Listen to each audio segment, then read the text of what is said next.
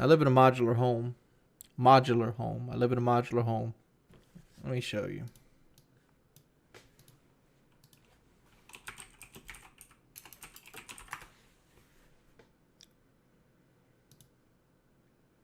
See, like this is a modular home. Like some people would call that a trailer. See, that's actually a double wide with like a brick underpinning. Mine's got a brick underpinning with a personal porch. That's a modular home. Like these are modular homes too. See, like this one, this is built like a trailer. Vinyl siding, thin walls, but it's bricked under, but it also looks like a house. Same here. Like this is closer. Mine's a little bit nicer than this, but this is a modular home as well. Like this is not designed to be a trailer. Let me show you what a trailer looks like. These are trailers.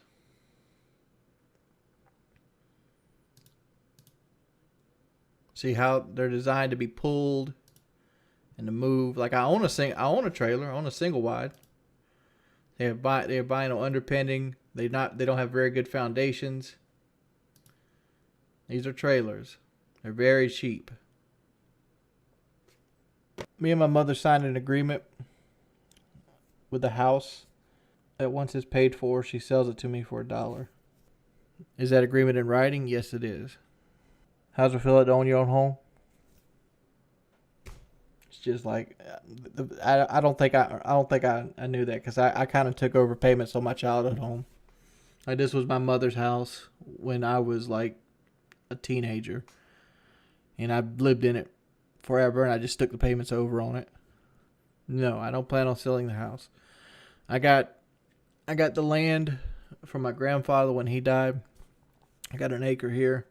I bought an acre in Johnsonville, and but it's garbage right now. Like basically, it's a bill. Been thinking about selling it,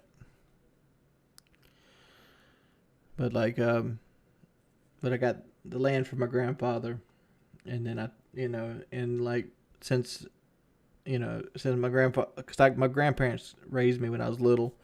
I wasn't until about 10 when I got to move in with my mother. Your granddaddy gave you the land and you put a trailer on it. Wow. Well, my mother put a trailer on it because he gave her half acre because it's actually sectioned in as two different residents. The way it's partitioned is you have two addresses on the acre, so it's 2 half acres.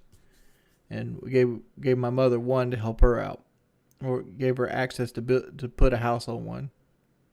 The idea, the long-term plan, was to pay this off. And after this is paid off, I'll have 2 houses on 2 separate pieces of land I can rent. That will give me anywhere from $1,300 to $1,600 a month of extra income.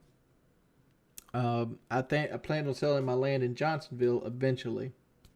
I was kind of hoping that the area would develop around it so I could get more of a profit off of it. But like right now, I'm still just breaking even off of it. But but with land taxes and stuff like that, I'm starting to lose money on it. But I know another girl who's a heroin head, and she has 6 properties that she'd probably let go for like $16,000. So I could probably sell my acre in Johnsonville for about the same price there. I don't know, but like the idea was to get into real estate a little bit more and move on with my portion of life, which is I want to go back to school and get an EMS and work somewhere. I'd love to work for Horry County Fire Department, but like if I can't get on Horry County, one of the 8,000 hospitals around here will hire an EMS. Well, I bought it because I figured it would be a good investment. Land and houses and things like that are things you can put your money into, and if shit hits the fan, you can get your money back for the most part.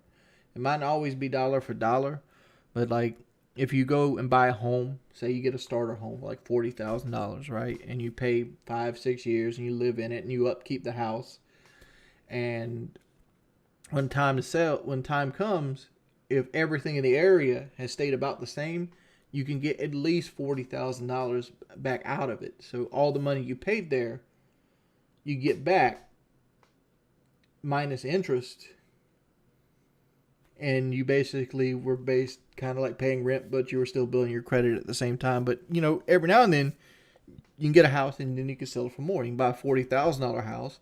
Say a school pops up or a convenience store pops up, well, you can sell that same house for $62,000.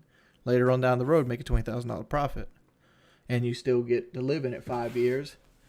So you ended up living rent free, and you moved on and you built your credit up. My house in 1998, this house cost $58,000. If you bought the same house today, it cost you $120,000.